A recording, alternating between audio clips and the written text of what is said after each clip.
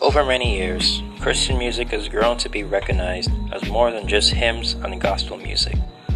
Now genres like Christian contemporary, Christian rap, and of course Christian rock have ascended to the forefront and are now widely accepted, but not fully.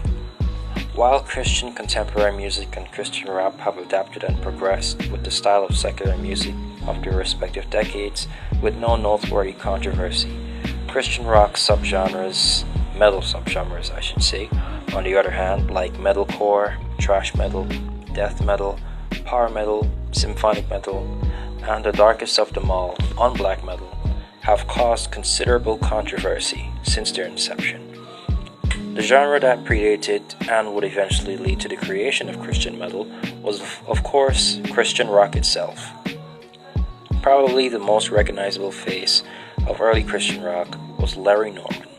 In the middle of the Jesus music movement of the late 60s and early 70s, he released what is arguably the first Christian rock album in 1969, Upon This Rock. Even though the album is very tame in nature and isn't that far removed from the worship music of the day, it still caused controversy with televangelists like Bob Larson and Jimmy Swaggart, who called rock music the new pornography. At the time, conservative religious establishments considered the development of Christian rock, and I quote, a sinful compromise with worldliness and immoral sensuality, end quote. Just 2 years later, in 1971, arguably the first Christian hard rock album, Gospel Hard Rock, would be released by Agape, a band that formed in the late 60s. Other early Christian hard rock / heavy metal bands that formed in the 70s that would take the genre to its highest heights were Resurrection Band, Jerusalem, Daniel Band, and my personal favorite, Barnabas. Resurrection Band and Jerusalem both broke boundaries in the decade when both of their releases in 1978, Awaiting a Reply and Jerusalem Volume 1 respectively, sold way more than was expected of the genre at the time, since it was still in its early stages.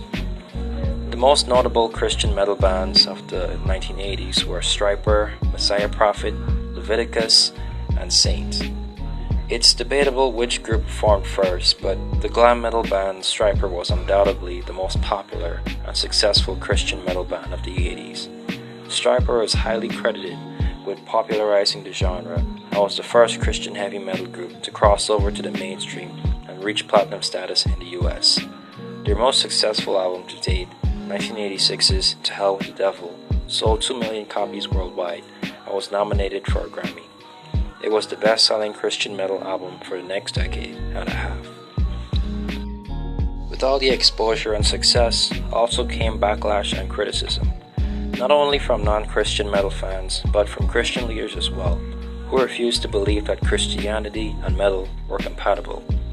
A noteworthy example being when Jimmy Swaggart wrote the book Religious Rock and Roll, A Wolf in Sheep's Clothing, in 1987, criticizing the genre, particularly Stryper, for using heavy metal music to preach the gospel. But not all of the Christian leaders were negative towards the scene. For example, televangelist Jim Barker expressed public support for Stryper and even became personal friends with the band's members. By 1987, there were more than 100 Christian metal bands. Some Christian metal enthusiasts believe the late 80s and early 90s to be the genre's best years. Highlight bands of these years are Bloodgood, Barren Cross, White Cross, Bride, Ex-Sinner, Holy Soldier, and Guardian. When the 90s rolled around, heavy metal lost its popularity in the mainstream, thanks to the rise of grunge. Because of this, many Christian metal bands started playing extreme and death metal. Glam metal bands like Stryper lost popularity, which is why they broke up in 1993. Going over to the 21st century, some Christian metal bands managed to find mainstream success. By this time, there were Christian bands performing basically every subgenre of metal. For the first time since Stryper's success in the 80s, bands were selling millions of albums worldwide, to both Christian and non-Christian fans. Two of the biggest examples being Under Oath and P.O.D. Under Oath managed to get certified gold twice, and their 2006 album, Define the Great Line, debuted at number 2 on the Billboard 200. with almost 100,000 copies sold in the first week. This was, and still is, impressive, as only a few Christian metal artists reached this level of commercial success. But P.O.D. was on a whole other level of success in the 2000s. They're the best-selling Christian metal band of all time, having sold over 12 million copies worldwide. They cemented their place in Christian music with the release of their 2001 album, Satellite, which is the best-selling Christian album of all time, selling over 7 million copies worldwide.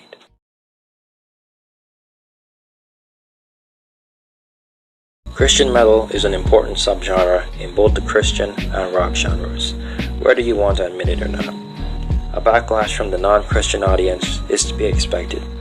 Many of them question whether or not it should even be considered metal, as they view any heavy metal with a Christian message to be inauthentic.